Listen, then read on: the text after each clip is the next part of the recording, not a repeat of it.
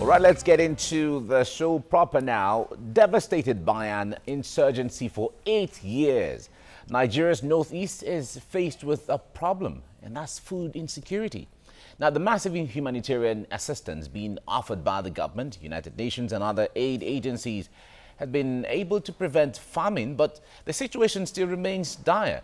Now, resources and food in many internally displaced camps and host communities are overstretched, leaving about 5.2 million people in need of life-saving food assistance, up from 4.7 million people in March. Now, in fact, the United Nations estimate that about 450,000 children under the age of 5 suffer from severe acute malnutrition. Now, the ongoing lean season, typically from July to September, has compounded the situation, contributing to deterioration on the three most affected states of Borno, Adamawa, and Yobe states. All right, that's the background information to what we're talking about right now. We have a lawyer and public affairs analyst with us right now, Barrister Gani Fani, in the studio. It's good to have you join us right now. Good morning. Now, the issue of food insecurity or the devastation in the Northeast didn't just start today. It's been on for several years now. Of course. And there has been warnings right from late 2016, acute malnutrition, to early this year and up until now. We're thinking that something strategic should have been done by now, but nothing seemed to be happening there. Can you tell me which aspect of our affairs that we have this type of, we are proactive about? Nothing, absolutely. Nigeria is going to be 57 in a few days' time. At independence, what we were told as a small boy was that an Eldorado was to happen.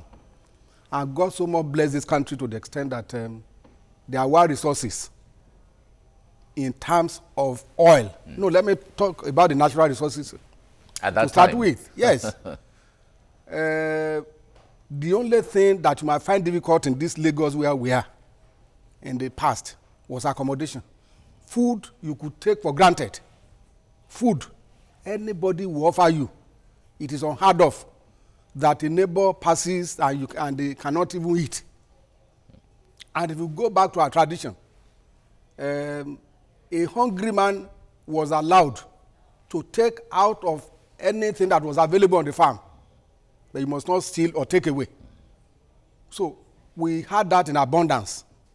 We never leveraged on it to ensure that we can even export to other countries and that kind of a thing and make ourselves okay. Because as my people, the Yorubas will say, once food is out of a problem, the rest is just you take for granted. Because a hungry man will be so aggressive. An hungry man is uncontrollable. Yeah, but one would argue that at that time when Nigeria was enjoying that abundance, there wasn't Boko Haram. So, what caused Boko Haram? Everybody is keeping the fundamentals. That's what I hate. If we admit where we went wrong, then it will be easier for us to make amends. What we have been doing is to dodge the issue. How did it come about? Why was it not there before? When you make an environment to be fertile, to kind of, what do you call, indoctrination and the rest, people imagine, who tell me, who has ever gone to heaven to tell us appropriately some of these things they claim. Now you substitute that with what is available, what we can see in tangible forms. So Boko Haram or insurgency or what have you, they are all based on the environment. So it shouldn't be a surprise if anything just happens, if you have prepared the ground for it. That's just my own... All right. Now, we've had, when it came to the issue of donations, a lot of people have been donating, agencies have been donating, international organizations have been donating food, but it's still certainly not enough. Yes. I wonder... The subject to a lawyer may appear to be arcane, obscured, in which case you are not just arguing matters and citing cases, but you have eyes to see. This country is bedeviled by what we know. We have heard of diversion. This food and resources we are talking about could be in somebody's account as we are talking about. It could be in somebody's cemetery. It could be somebody just anywhere. Or somebody's warehouse. Yes, somebody just warehouses and say, okay, let them go to hell. The problem is so foundational that these resources are diverted. That is the truth. People that I would say are inhuman, people that don't know what to call a neighbor, because when your neighbor is in problem, you cannot have peace. I have never seen where it happens. So donate what have you. Individuals, people who are greedy, because you should know that need is different from greed. A person who has a need will take the little that he has or sufficient and move. A greedy person will continue to accumulate. And tell me where you have primitive accumulation, unlike what we are saying, obscenity all over the place. It's unfortunate that some innocent people are made to be on the receiving end of this crisis we are talking about.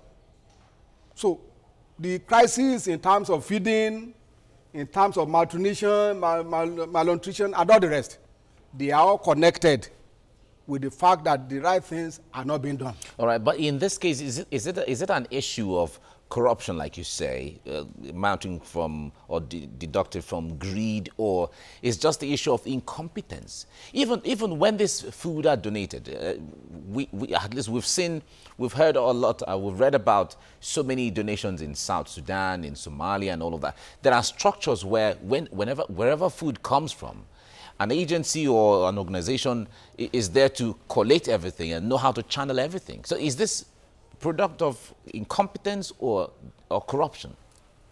Both are involved. I've just told you, I am surprised at what is happening, in the sense that I see no need or reason why you will say, okay, please give food to the needy, and somebody else will choose otherwise. Because we are even created to be a neighbor's keeper, just like I said. The truth of the matter is that this corruption we are talking about has its roots elsewhere. When the right persons or the right environment is not there, when you put resources that are too many into a central place, I've just discovered that right now. Once the resources are too many for an individual, the next thing that happens to that person is to feel that, let me sleep first. Let me think of some other wide thoughts and all the rest. So the incompetence is there. The accumulation we are talking about is also there. And in the end, at the end of the tunnel, you will find out that all this will be wasted. So we have to really, the issue of the Northeast pains me a lot, because I'm a humanist. I don't like people suffering where I am. You can imagine that for the next multiple years, we'll be reeling, because some children that probably are denied education, denied good health, they will continue to be angry with their nation. With their nation. They will continue to express this in some ways that it will be so difficult for us to manage in the future. So something has to be done.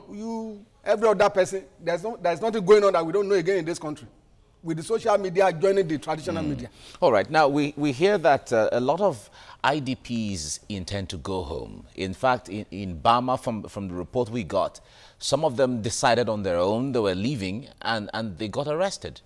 Now, in a situation where IDPs say we are tired, we're fed up with the situation within the camps, and we want to go back to our original villages, shouldn't they be allowed to go home?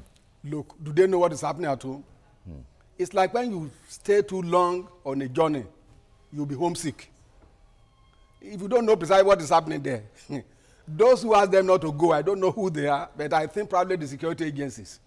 They know what is happening there. Boko Haram is still on the loose. And then you're going to hear that people are being decimated left, right, and center. Why won't they allow them to go? Except for the fact, again, like I said, some people are feeding on this misfortune. They might say, okay, this is my own IDP. I know what an average Nigerian is. We say, this is my own zone of operation. If they live here, who brings in relief materials any longer? So all these things are intertwined.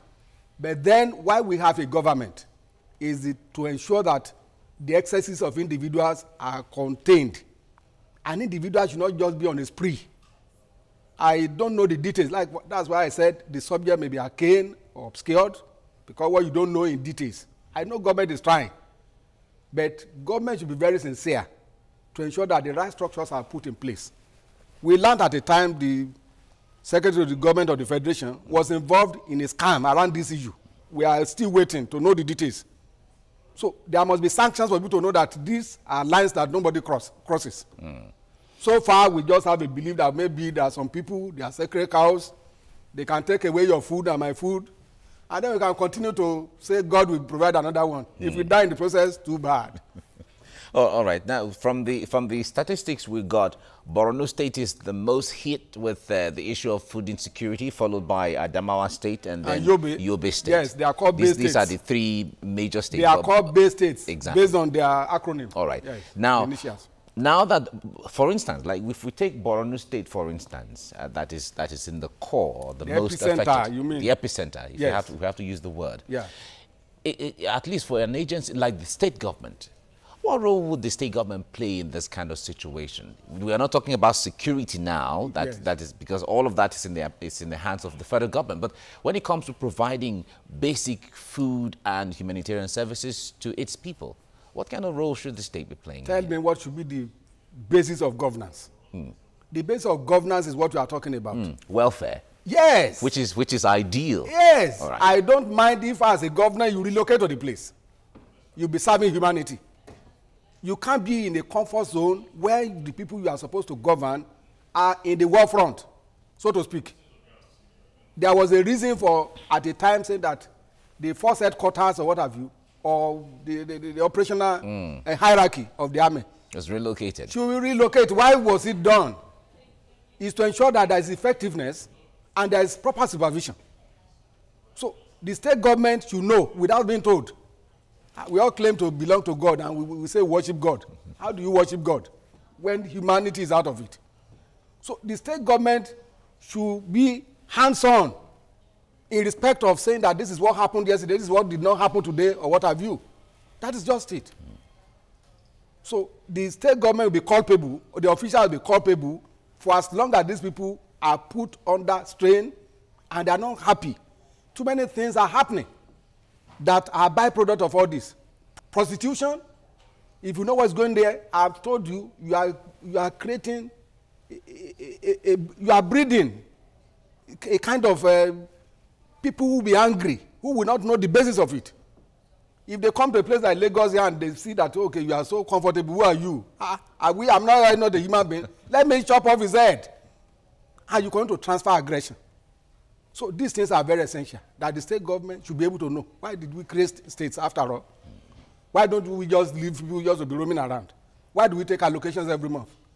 Why do we do one thing or the other? Why do we go and say, hey, I have so number of local governments? Those are very cogent questions. Yes. Or even, why do we pay taxes in the first place? No. And so on. Things like that. You can even say Nigerians don't pay taxes. But I can tell you today, they know how much will come out of oil. They know when to congregate in Abuja. They know the indices of sharing the money. This money is shared on what they call population, shared on local government, land mass. National interest. Yes. No, national interest, I can tell you, is the last. Individuals come down and be fighting. The indices are there. So if you take this money, you should also be accountable. Not just to humanity, also to God. Because Nigeria is a very religious country. All right. Now, you mentioned earlier that there are cases of diversion. We've certainly heard those reports of diversion of food for IDPs. We've heard of lots of massive corruption and all of that. Now, the agencies that are making this food available, that are donating, agencies, international organizations, even individuals that are donating, are also hearing these things. They are hearing this report. What implication would it have on that continuous benevolence from them? You need not be told. If I'm investing in a place and I learned that there are loopholes and these things are not effectively being utilized, I won't be happy to add more. There's no inducement and there's no encouragement. Nobody will continue to hear that the money or the resources that I am donating is being misused or being misapplied. It's a disincentive. So nobody. Some people might be doing it out of, probably out of extreme compassion. But the average person, the average reasonable person would not be interested if you don't utilize an opportunity I've given you. It's as simple as that. All right. Now, how much help should Nigeria seek when it comes to abilities to coordinate these, and structuring the welfare of IDPs in the You're Northeast? asking which help or the amount How much from help? where? Yeah. From Where should whom? Nigeria get? Exactly. Look, it's like you're a driver. You are asking me, how do you press the accelerator? Yeah, but it's obvious now that Nigeria is not handling it well. So what happens? We now go and bring the United Nations or what have you. Is Nigeria not a sovereign state? Look, we have to say the truth. And that is part of what we are doing here as part of our responsibility. The government is failing on its part. The officials are failing on their part, and they have to be told. These are helpless people upon which you brought your problem, and you cannot govern well. So where are they seeking help from? From the US or from what have you? We must learn to deal with our issues head on here. We must learn to do the right thing. All right, so if steps have to be taken now, what would be your advice to government as to how to handle the near starvation in the Northeast? To start with, I've told you, there was a man called the Secretary of the State the Government of the Federation. We learned he diverted or he misused the facilities. We want to see the result quickly. Whatever the law says, let the law take its course. It will serve as an example, particularly at that height. Okay. So others that are coming like rodents and all that, also pilfering, will sit up. So the government must be decisive. The government must be seen as being serious with its policies and with its actions. No food dragging. Don't give wrong signals. Right. That some people are sacred. They could take away this, they could take away that. No. So that's what I expect the government to do. Okay. Yes. Well, Barrister Gani Fani, lawyer, public affairs commentator, thank you for coming on TVC Breakfast. Thanks indeed, my brother. Thank you very much.